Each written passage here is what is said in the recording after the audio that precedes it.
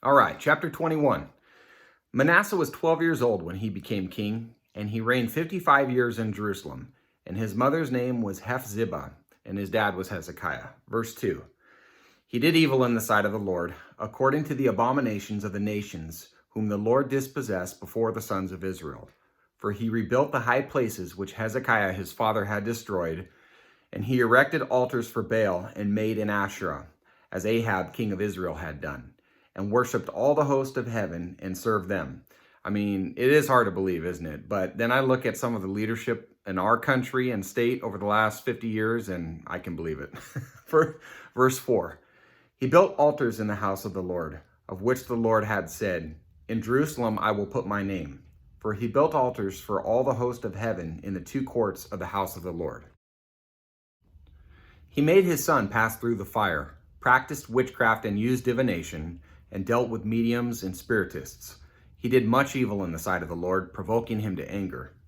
Then he set the carved image of Asherah that he had made, in the house of which the Lord said to David and to his son Solomon, in this house and in Jerusalem, which I have chosen from all the tribes of Israel, I will put my name forever.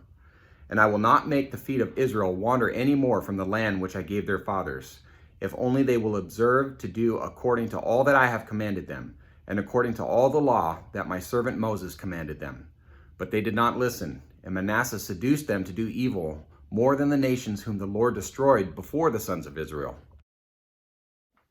Now the Lord spoke through his servants the prophets, saying, because Manasseh king of Judah has done these abominations, having done wickedly more than all the Amorites did who were before him, and has also made Judah sin with his idols, therefore, thus says the Lord, the God of Israel, behold, I am bringing such calamity on Jerusalem and Judah that whoever hears of it, both his ears will tingle. And this is not a good thing. Verse 13, I will stretch over Jerusalem the line of Samaria and the plummet of the house of Ahab, and I will wipe Jerusalem as one wipes a dish, wiping it and turning it upside down.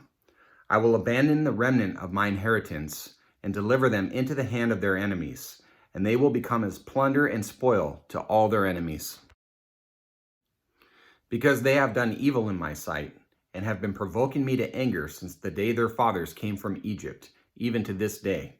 Moreover, Manasseh shed very much innocent blood until he had filled Jerusalem from one end to another, besides his sin with which he made Judah sin, in doing evil in the sight of the Lord. Now the rest of the acts of Manasseh, and all that he did, and his sin which he committed, are they not written in the book of the Chronicles of the kings of Judah?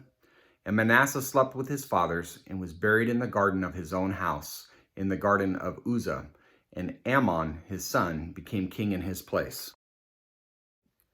Amon was 22 years old when he became king, and he reigned 2 years in Jerusalem. And his mother's name was Meshullemeth, the daughter of Haruz of Jotbah. He did evil in the sight of the Lord, as Manasseh his father had done. For he walked in all the way that his father had walked, and served the idols that his father had served, and worshipped them. So he forsook the Lord, the God of his fathers, and did not walk in the way of the Lord. The servants of Ammon conspired against him, and killed the king in his own house. Then the people of the land killed all those who had conspired against King Ammon, and the people of the land made Josiah his son king in his place. Now the rest of the acts of Ammon which he did, are they not written in the book of the Chronicles of the kings of Judah? He was buried in his grave in the garden of Uzzah, and Josiah his son became king in his place. So rocky road ahead for Israel and Judah here. We'll see what happens. Hope you can join me tomorrow, and God bless your day. Take care.